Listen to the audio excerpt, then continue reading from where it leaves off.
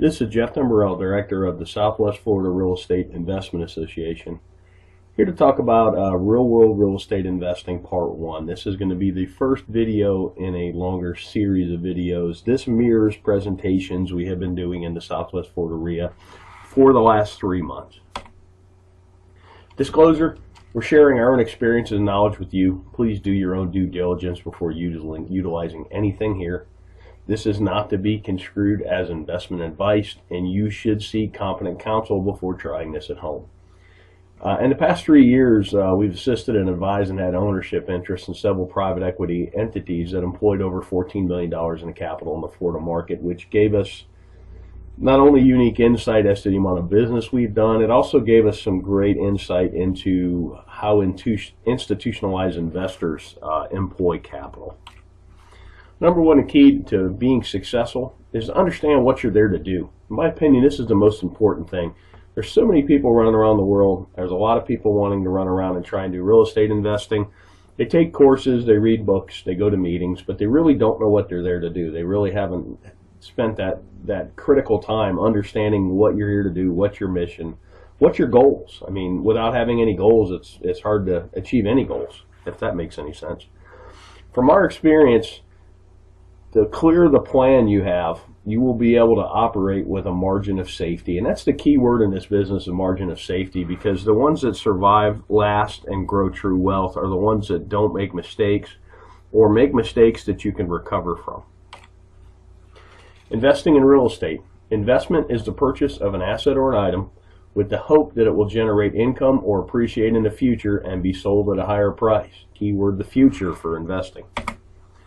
So what does that mean? The act of committing capital to an endeavor with the expectation of obtaining an additional income and or profit. That's what investing is. Something I've learned over the years is kind of like a narrative. It's a why in the road when you're talking to somebody that's in real estate. Are they a trader or are they an investor? Investors buy and hold. They get a return from the assets they own. Traders wholesale. Traders fix and flip. Nothing wrong with it. I do it. I've done it in the past. I'm trying to do it again today. I'm doing a marketing campaign as we speak, looking for contracts to wholesale. With that said, it's two different narratives and even two different valuation processes, investor versus trader. You need to recognize the difference between the two. Basic questions for an investor. How much capital are you employing? What's your desired rate of return? When are you going to need this capital back? And then what's your risk tolerance?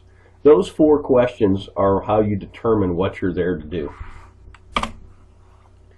Then we'll talk about capital. There's an opportunity cost of capital, and particularly when you're raising capital, which I've been part of some private equity raises, you really need to understand what other opportunities are out there for investors, because generally why would you buy a piece of real estate that pays you 2% a year with all the headaches associated with that, when if you could at the same time own a CD at 5 with none of the headaches. Give you a chart on 10-year T-bills, talk about opportunity cost.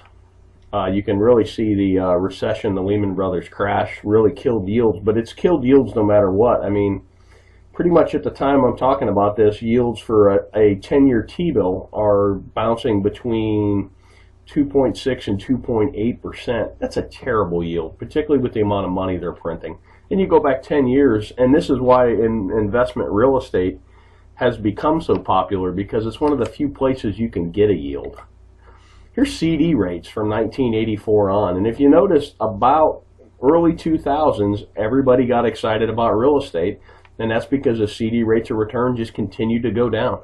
So right now, my God, on a 1-year CD, you're getting not even 1%. That makes real estate attractive, and that's something to watch as well. As CD rates and other rates on financial instruments go up, real estate may not appear as sexy, particularly to an investor who bought in the valley and bought right and has quite a bit of gain on the table. So opportunity costs in the real world. We already kind of talked about this. Most investors we know are looking for at least 6% a year. I know guys that are even looking for 15%, and that's a cash on cash, not an internal rate of return. That would be a whole nother video that could be a whole day's worth, understanding the difference between the two. But what here I'm talking about is a yearly cash on cash return. And you got to be mindful of unrealistic expectations. I've seen people that have pitched 30% returns, and I've seen investors that are looking for 30% returns. And it's really hard to do. There's a lot of randomness and a lot of happenstance, and you're going to lose a lot more than you're going to win when you're dialing up those kind of deals. Unrealistic returns can lead to bad decision making because you seem to be chasing the golden goose instead of chasing a stable investment that pays you to own it. Let's talk about risk tolerance. These are two great quotes by Warren Buffett. And risk tolerance is really age dependent and your financial situation dependent as well. But here's a great quote. Look at the market fluctuations as your friend rather than your enemy. Profit from folly rather than participate in it. And that's most real estate investors. You're supposed to be a contrarian. I kind of put the world in, you're either a salmon or you're a lemming. You're either running with the crowd or you're running against the crowd. And here's another great one. The main danger is that the timid or beginning investor will enter the market at a time of extreme exuberance and then become disillusioned when the paper losses occur. The key is to not panic and do math-based risk assessments and then math-based evaluations and then sit down and decide what you're doing. You could have bought a home in Cape Coral, Florida at the height of the market at $320 and paid cash, held it all the way through the crash, and still got a better rate of return than CDs, and it's a terrible investment because your basis is so high. Or if you trade it out, you would literally be losing money.